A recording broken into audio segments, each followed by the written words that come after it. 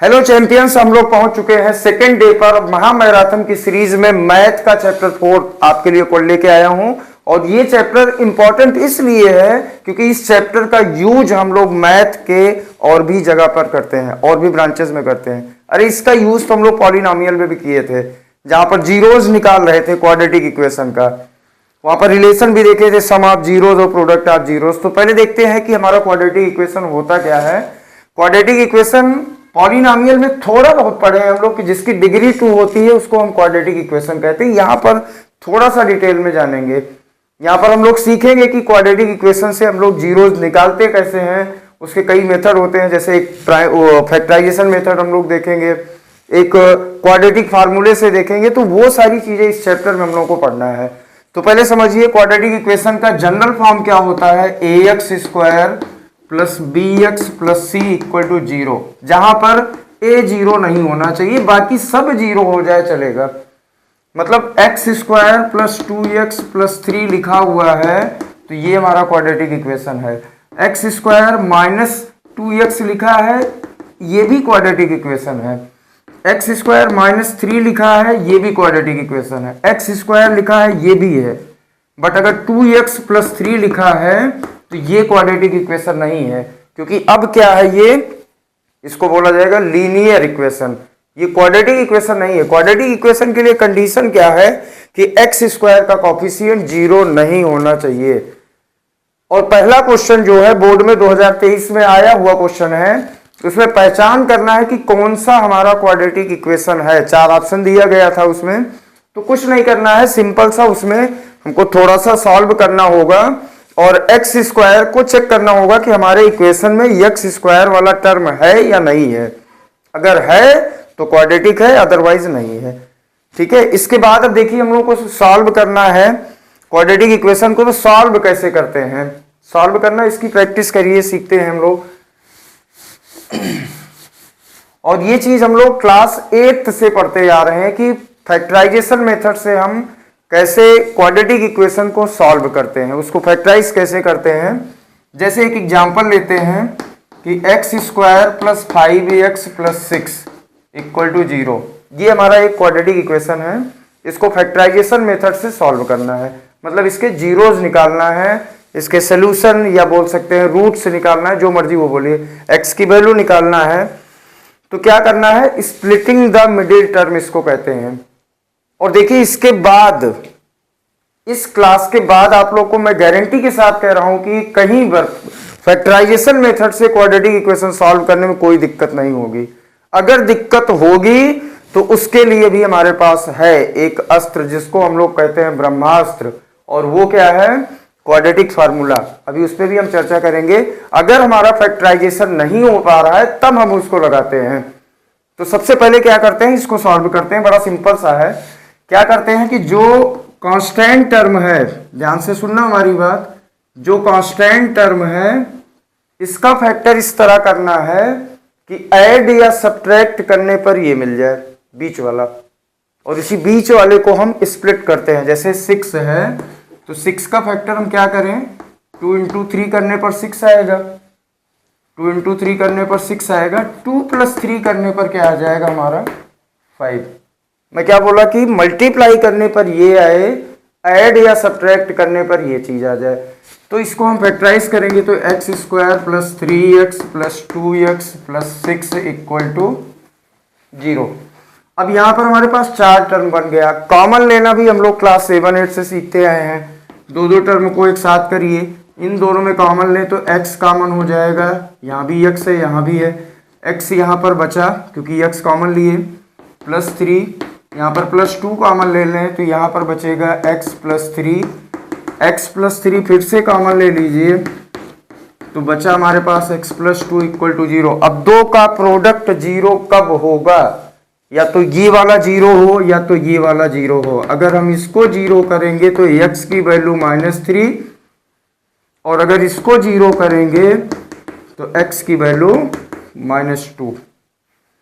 ठीक है, तो ये हमारे क्या मिल गए, x की वैल्यू। इसी को हम लोग जीरोस भी कहते हैं, इसी को सोल्यूशन भी बोलते हैं, और इसी को रूट्स भी बोला जाता है।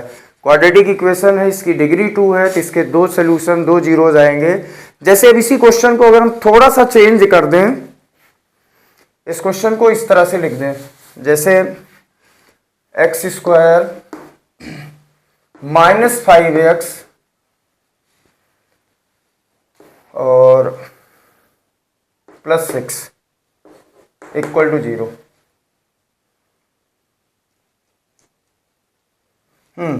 अब अगर इसको फैक्टराइज करना है तो थोड़ा आप देखो साइन का भी हमको ध्यान रखना होगा। इसको अगर हम फैक्टराइज करेंगे तो फिर से क्या करना है, 6 का फैक्टर ऐसा करना है कि मल्टीप्लाई करने पर 6 आ जाए, ऐड या सब्ट्रैक्ट करने पर क्या आ जाए, -5। तो अब की बार नंबर हमको क्या रखना होगा, -2 और -3। -2 और -3 का मल्टीप्लाई करेंगे तो 6 आएगा, और ऐड करेंगे तो क्या आ जाएगा, -2 -3 को ऐड करोगे तो क्या आ जाएगा, -5। मतलब अब फैक्टराइजेशन हमारा क्या बन जाएगा, x square -3x -2x plus 6 equal to 0। X common किए, x -3 -2 कॉमन किए, माइनस अगर अंदर कॉमन लेते हैं तो ध्यान रखना कि इधर साइन बदल जाएगा। यहां पर अगर हम माइनस कॉमन लेंगे तो ये जो प्लस है ये माइनस हो जाएगा, यहां पर x बचा, 2 कॉमन लिए ही है इसमें से, x बचा, ये प्लस का माइनस हो जाएगा, -3 इक्वल टू 0। मतलब x -3 और x -2 इक्वल टू 0। तो यहां से x -3 इक्वल टू 0 करो, x -2 इक्वल टू 0, x की वैल्यू 3, x की वैल्यू 2। समझ में आ गई बात। अब इसी क्वेश्चन को और भी चेंज किया जा सकता है, जैसे इसी क्वेश्चन को हम ऐसे भी लिख सकते हैं, थोड़ा सा इसको इरेज कर लेते हैं।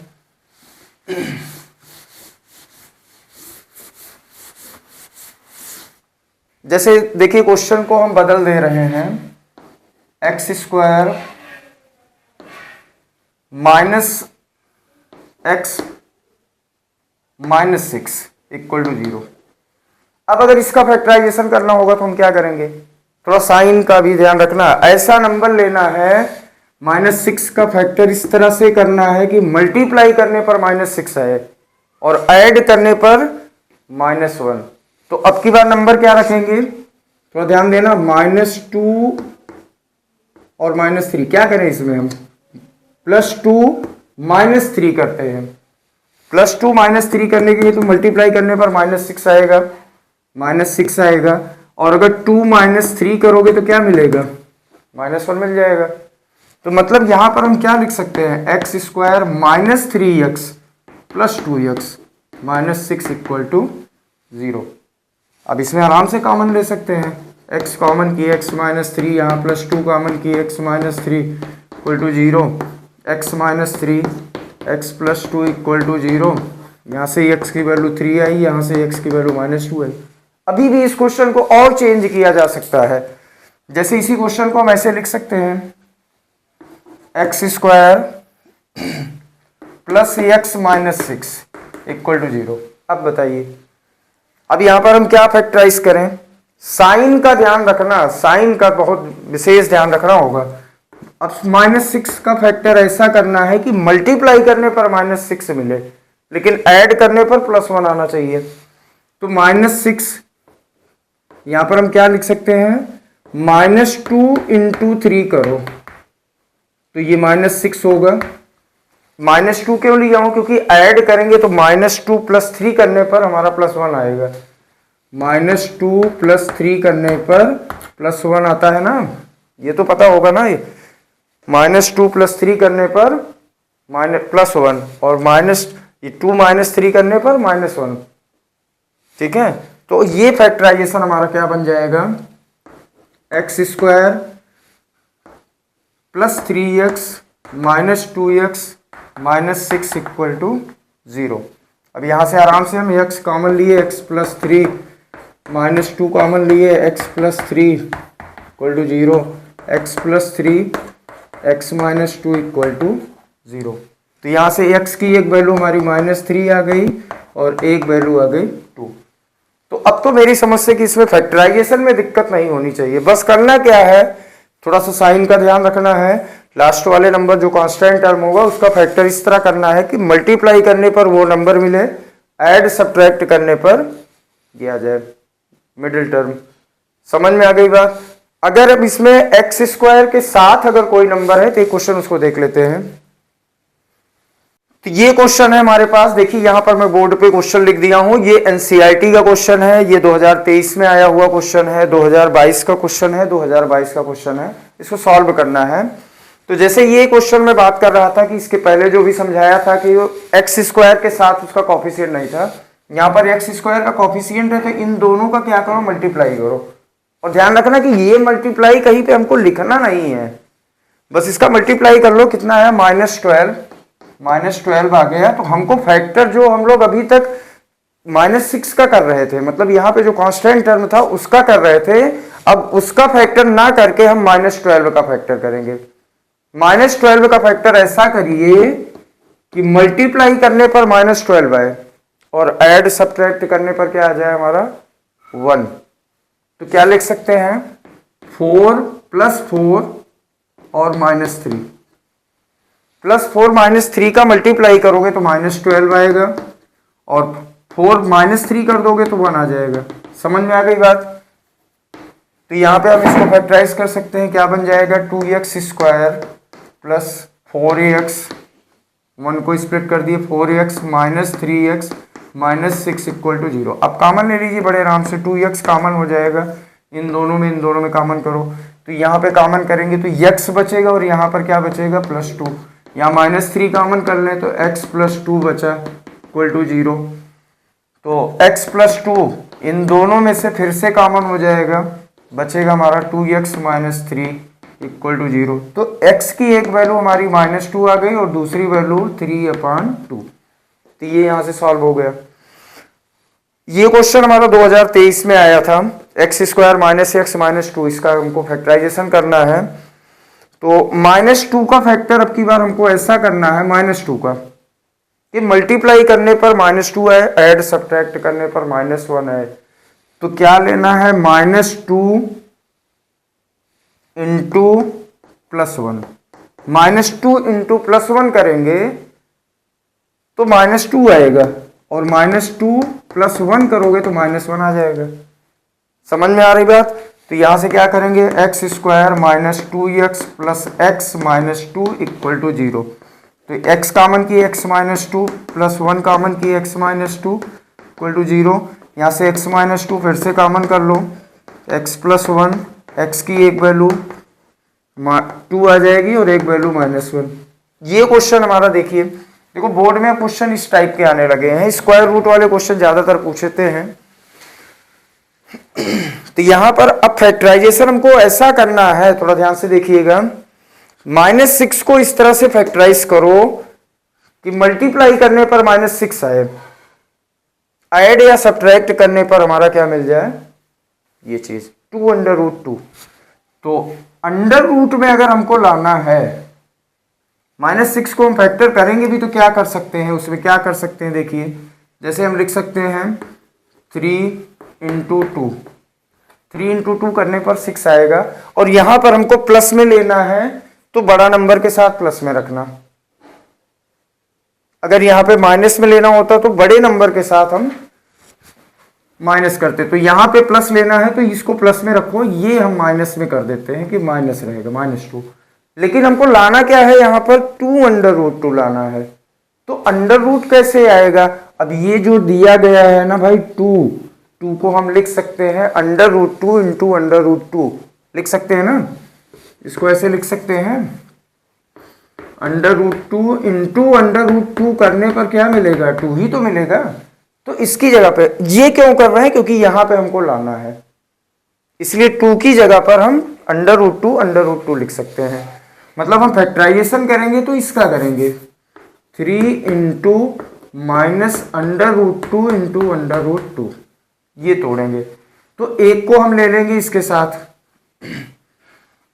ये फैक्टराइजेशन करने पर हमारा आएगा x² + 3√2, एक प्लस वाला ले लो, x -√2 x। 3 √2 में से एक √2 माइनस करोगे तो 2 √2 आएगा। बात समझ में आ रही है, √2 वाला माइनस ऐसे ही होता है। 3 √2 में से एक √2 माइनस करोगे तो 2 √2 आएगा। और इसको मल्टीप्लाई कर दो तो हमारा ये मिल जाएगा।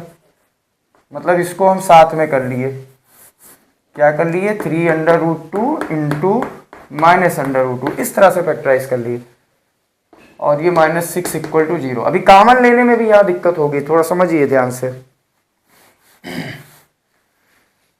तो देखिए सब हमारा स्क्वायर रूट में है, तो इसको भी हम क्या करते हैं, स्क्वायर रूट में कर देते हैं। x² + 3√2x -√2x, इसको लिख सकते हैं 3 इंटू √2 इंटू √2। √2 ही बनाइए क्योंकि √3 का मैटर है नहीं यहाँ पर, तो √3 बनाने कोई काम है नहीं है। अब कॉमन लो, x कॉमन लेंगे यहाँ पर तो बचेगा x + 3√2, यहाँ पर बचेगा। यहाँ पर -√2 कॉमन ले लें। देखो माइनस कॉमन लेंगे तो साइन अंदर बदल जाएगा, ये थोड़ी देर पहले हम बताए थे। तो यहाँ पर क्या होगा, x बचेगा, √2 एक हम बाहर ले ही चुके हैं, बचेगा क्या हमारे पास, +3√2। अब x + 3√2 इसको फिर से कॉमन ले लो तो बचा क्या हमारे पास, x -√2। तो यहाँ से x की वैल्यू निकाल सकते हैं, एक वैल्यू -3√2 और एक वैल्यू -√2 आ जाएगा। ये क्वेश्चन भी हमारा 2022 में आया हुआ है, इसको भी देख लेते हैं क्या करना है इसमें। तो पहले क्या करते हैं, इसका मल्टीप्लाई करते हैं। 4 -1 का मल्टीप्लाई करोगे कितना आएगा, -4। -4 का फैक्टर ऐसा करो कि मल्टीप्लाई करने पर -5 आ जाए। तो और मल्टीप्लाई करने पर क्या आ जाए हमारे पास, -4 का फैक्टर ऐसा करना है कि मल्टीप्लाई करने पर -4 आए, ऐड करने पर 5 आए।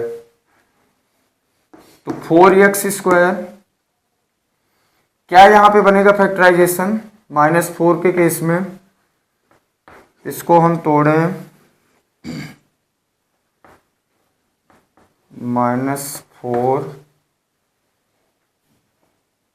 इंटू 1 -1। यहाँ पर ये माइनस नहीं +1 होना चाहिए, ये क्वेश्चन थोड़ा सा गलत है, यहाँ पर +1 होगा तभी ये बन पाएगा। -4 -1 का मल्टीप्लाई करने पर हमारा +4 आएगा, क्योंकि मल्टीप्लाई करने पर +4 आना चाहिए, और इन दोनों को अगर ऐड कर दें तो -5 आ जाएगा। समझ में आ गई बात। तो ये 4x² -5, इसको हम लिख सकते हैं -4x -x + 1 = 0। तो यहाँ से 4x कॉमन ले लें तो x -1 -1 कॉमन ले लें, x -1 = 0। x -1 दोबारा कॉमन होगा तो 4x -1 = 0। x की एक वैल्यू 1 आई और एक वैल्यू 1/4। ठीक है, तो आई होप कि सबको ये फैक्टराइजेशन समझ में आ चुका होगा, इसमें कोई दिक्कत नहीं होगी। फैक्टराइजेशन मेथड से कोई भी क्वेश्चन आ जाए, और ये ध्यान रखना कि बोर्ड में 2 नंबर का क्वेश्चन तो पूछा ही पूछा जाएगा, चाहे वो स्क्वायर रूट वाला रहे वो भी कर सकते हो, और अगर इस तरह दिया है तो बड़ा आराम से हो जाएगा। इसके बाद दूसरी चीज इसमें एक क्वाड्रेटिक फार्मूले से करते हैं, तो देखिए उसको कैसे किया जाता है।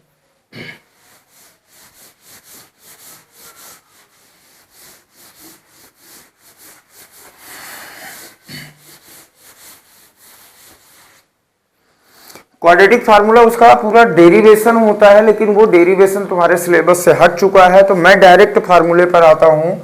डायरेक्ट हमारा फार्मूला क्या है, x = -b ± √b² - 4ac/2a। ये हमारा, इसको हम बोलते हैं क्वाड्रेटिक फार्मूला। क्वाड्रेटिक फार्मूला या इसी को बोला जाता है श्रीधराचार्य फार्मूला। श्रीधराचार्य फार्मूला, ठीक है। और हम लोग इसको यूज करते हैं ब्रह्मास्त्र के नाम से, क्योंकि जब कोई भी अस्त्र काम नहीं आता, जब क्वेश्चन लगता है कि अब फैक्टराइज नहीं कर पाएंगे, तो इसको लगा दो भाई। इसमें किसी का भी फैक्टराइजेशन हो, स्क्वायर रूट हो, चाहे जितने बड़े नंबर हो, सबका आंसर ये लाके रख देगा। थोड़ा सा कैलकुलेशन बड़ा हो जाएगा, लेकिन आंसर ये सबका ला देगा, एग्जैक्ट आंसर लाएगा, गलत आंसर नहीं लाएगा। ठीक है, तो इस पे कैसे क्वेश्चन सॉल्व करते हैं, थोड़ा सा इसके बारे में और समझ लेते हैं, क्योंकि जो हमारा रूट्स आता है उसके नेचर के बारे में भी जान लेते हैं, तब डायरेक्ट हम क्वेश्चन पे आते हैं। जैसे इसमें जो ये बी स्क्वायर माइनस 4ac है ना, बी स्क्वायर माइनस 4ac, इसको बोलते हैं हम लोग डिस्क्रिमिनेंट,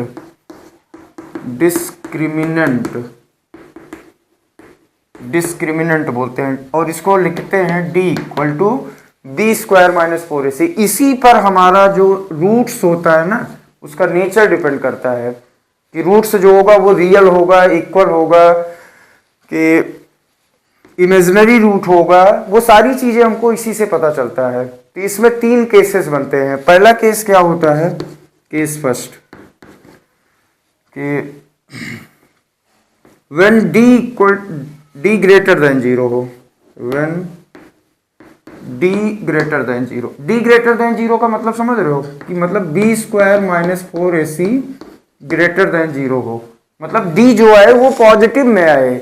d सॉल्व करने पर, कैलकुलेशन करने पे अगर वैल्यू हमारी पॉजिटिव में आ रही, तो इस केस में roots are real and unequal. इस केस में रूट्स आएंगे हमारे, और दोनों रूट्स रियल होंगे और अनइक्वल होंगे। और वो रूट्स कौन से होंगे उसको भी देख लेते हैं। देखो यहाँ से x की हमारी 2 वैल्यू मिलती है, एक बार प्लस कर दें, एक बार माइनस कर दें। तो x की वैल्यू हमारी एक minus b plus under root d, इसकी जगह पे लिख सकते हैं ना, क्योंकि d equal to b square minus 4ac है, तो d लिख देते हैं। तो एक वैल्यू हमारा ये आएगा, और दूसरा क्या आएगा, minus B minus under root D upon 2a, एक वैल्यू ये आएगी। मतलब यहाँ से हम लोग डायरेक्ट इसका यूज करके सॉल्व कर सकते हैं। तो जब d ग्रेटर देन 0 हो, डिस्क्रिमिनेंट हमारा ग्रेटर देन 0 हो, तो उस केस में रूट्स रियल और अनइक्वल होगा, और दोनों रूट हमारा ये मिल जाएगा। ये बात समझ में आ गई। थर्ड केस देखते हैं, वो सेकंड केस क्या है।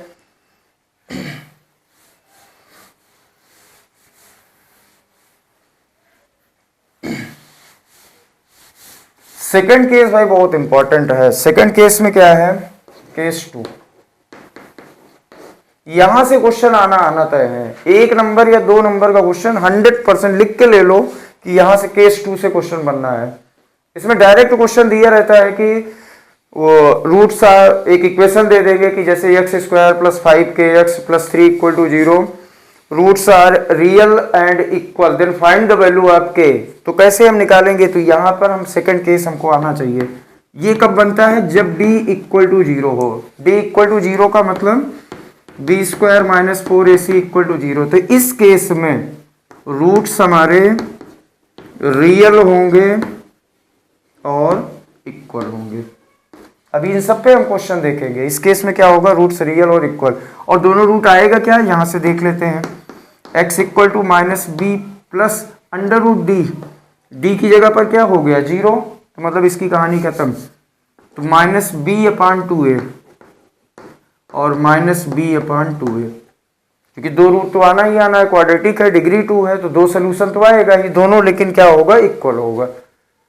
तो यहाँ पर हम सीधे भी कंपेयर करेंगे, आंसर निकालेंगे, 2-2 3-3 सेकंड में क्वेश्चन लगेगा। थर्ड केस देखिए, केस थर्ड में क्या है, when d is less than 0, d अगर लेस देन 0 है तो इस केस में कुछ करना ही नहीं है, सीधे सीधे लिखना है नो सोल्यूशन, क्योंकि इसमें भी कुछ करने लायक हो भी नहीं तुम लोग, क्योंकि इसके बाद की कहानी जो शुरू होती है वो क्लास 11-12 में आती है, जब हम लोग को पढ़ाया जाता है कॉम्प्लेक्स नंबर, तब वहां पर इसकी जरूरत पड़ेगी। अभी तुम लोगों को जहां पर d लेस देन 0 आया, मतलब d की वैल्यू निगेटिव में दिखी, वहां पे सीधे लिखना है नो सोल्यूशन। इतनी बात समझ में आ गई। तो अब हम आते हैं इसके क्वेश्चन पे, क्वाड्रेटिक से कैसे रूट्स निकालते हैं, और फिर यहाँ पे जो नेचर बताया गया है इन सब पे क्वेश्चन देख लेते हैं 2-3। ये क्वेश्चन हम एनसीईआरटी से लिए हैं। Find the nature of the root of the following quadratic equation, if the real root exist find them. तो पहले इसमें हमको क्या करना है, पता करना है कि इसका नेचर क्या होगा। अगर ये एग्जिस्ट करता है, इसके रियल रूट आते हैं, तो वो बताना है हम लोगों को। तो इसमें सबसे पहले क्या करो, इसको कंपेयर करो ax² plus bx plus c equal to 0 से, और a b c की वैल्यू निकाल लो। यहाँ पर x² का कॉफिशिएंट a है, यहाँ पर x² का कॉफिशिएंट 2 है, मीन्स a इक्वल टू 2। यहाँ पर देखिए प्लस में है तो x का कॉफिशिएंट b है, प्लस b है, और यहाँ पर x का कॉफिशिएंट -3, तो मतलब b इक्वल टू क्या मिलेगा, -3, और c इक्वल टू 5। ये मिल गया हम लोगों को। एक क्वेश्चन समझिए, उसके बाद तो तुम लोग खुद ही लगा सकते हो। अब क्या निकालना है हमको, find the nature of the roots. क्या निकालना है, find the nature of the roots. तो नेचर ऑफ द रूट के लिए क्या बताया गया है बेटा, डिस्क्रिमिनेंट निकालो d का मतलब b² - 4ac फाइंड करिए। तो b की वैल्यू तो पता है ना यार, -3 का स्क्वायर करो, -4 × 2 × 5, देखो क्या मिलता है, ये 9 आएगा, और ये 4 2 जा 8 5 जा 40, मतलब -31 आ गया भाई, -31। तो यहाँ पर मैटर खत्म। d की वैल्यू निगेटिव, d की वैल्यू क्या मिल गई, <0। इस केस में नो रियल रूट, और कुछ नहीं करना है।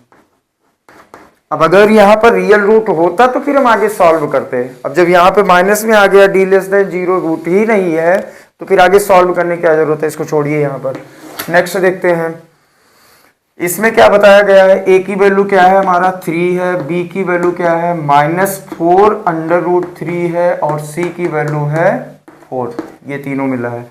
तो पहले d निकालो, b² - 4ac करिए, b की वैल्यू -4√3 का स्क्वायर -4 × 3 × 4। तो ये 4 4 जा 16, माइनस का स्क्वायर प्लस में होगा, 4 4 16, और √3 का स्क्वायर करोगे 3, तो ये 48 आएगा, और ये भी हमारा क्या आएगा 48। तो इस केस में क्या मिल गया, 0। डिस्क्रिमिनेंट 0 हो गया, तो कौन सा केस बन गया हमारा, सेकंड केस। इसमें रूट्स जो होगा, तो पहले इसको लिख देना, roots are real and equal.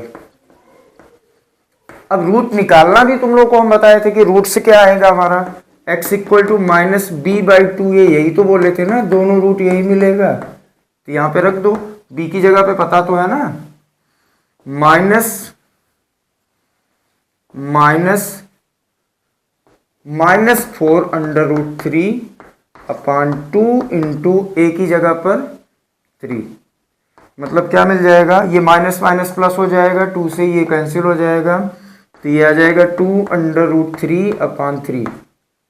ये पहला रूट आएगा, और यही दूसरा रूट भी आएगा। समझ में आ गई बात। तो पहले हम चेक कर लिए कि रूट्स क्या होगा, उसका नेचर पता कर लिए अकॉर्डिंग टू क्वेश्चन। उसके बाद फिर अगर रूट्स रियल था तो उसकी वैल्यू हमको निकालनी थी। थर्ड क्वेश्चन इसमें देख लेते हैं, a equal to 2, b equal to -6, और c इक्वल टू क्या है 3 है। तो यहाँ पर d क्या होगा, b² - 4ac करिए, b की वैल्यू -6 का स्क्वायर -4 × 2 × 3, 6 का स्क्वायर 36 हो गया, 4 2 जा 8 3 जा 24 माइनस कर दीजिए, इसमें कितना आ जाएगा 12।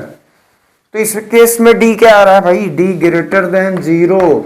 d > 0 का मतलब roots are real and unequal, roots are real and unequal. बाकी इसमें रूट्स निकालना कैसे है ये तुम लोग खुद करोगे। इतनी बात समझ में आ गई। अब हम आते हैं जो सेकेंड केस पे क्वेश्चन बनता है, जहां से क्वेश्चन एकदम 100% श्योर है कि वो तुम्हारे पेपर में आएगा, 2026 के पेपर में वो क्वेश्चन रहेगा। तो उसको देख लेते हैं। तो ये क्वेश्चन है आपके लिए, find the value of p for which the quadratic equation px x - 2 + 6 = 0 has 2 equal roots. देखो इस पे जो केस सेकंड बताए थे, इस पे क्वेश्चन 100% है कि आना है। ये 2023 में आया था, 3 नंबर में क्वेश्चन था ये। और तो इसको हम सॉल्व कैसे करेंगे, बहुत ही आसान है। तो सबसे पहले इसको, ये जो इक्वेशन दिया गया इसका सोल्यूशन समझिए। इक्वेशन क्या है हमारे पास, px x - 2 + 6 = 0। अभी ये ax² + bx + c के फॉर्म में नहीं है, तो पहले उसको उस फॉर्म में बनाओगे तब इसको सॉल्व कर पाओगे, कंपेयर कर पाओगे। तो पहले क्या करते हैं, इसका मल्टीप्लाई करते हैं, p x square minus 2px plus 6 equal to 0। अब ये हमारा बना क्वाड्रेटिक इक्वेशन के फॉर्म में। a की वैल्यू यहाँ पर क्या है हमारा p, b की वैल्यू क्या है माइनस 2p और c की वैल्यू क्या है 6। अब इसको सॉल्व कैसे करेंगे, तो यहां से d निकालते हैं, पहले d निकालते हैं, क्या होगा हमारा d, इसमें क्वेश्चन में दिया गया है कि has equal root. Equal root के लिए कंडीशन क्या होता है, इसमें d निकालने की जरूरत नहीं है। फॉर इक्वल रूट सीधे लिखना, for equal root d equal to क्या होना चाहिए 0, मतलब कि b square minus 4ac equal to 0। मतलब जब इसको हम सॉल्व करेंगे तो b की जगह पर क्या रखेंगे, माइनस 2p का square minus 4 into p into 6 equal to 0। अब इसी को सॉल्व करके p की वैल्यू आराम से निकाल लीजिए। ठीक है, वैसे यहां पर भी ये कि इक्वल रूट है, तो ये हमारा इक्वेशन है। a की वैल्यू क्या है, यहाँ पर तो क्वाड्रेटिक फॉर्म में पहले ही दिया गया है। a की वैल्यू 3 है, b की वैल्यू माइनस 2k, c की वैल्यू 12। इक्वल रूट है, तो इक्वल रूट के लिए कंडीशन क्या होता है, for real and equal roots d क्या होना चाहिए 0। d 0 मतलब b square minus 4ac equal to 0। और b की जगह पर क्या दिया गया है, माइनस 2k का square minus 4 into 3 into 12 equal to 0। बस इसको सॉल्व करिए, k की वैल्यू जो आई हुई हमारा आंसर है। तो इस चैप्टर में अभी बस इतना ही है, कॉन्सेप्ट है और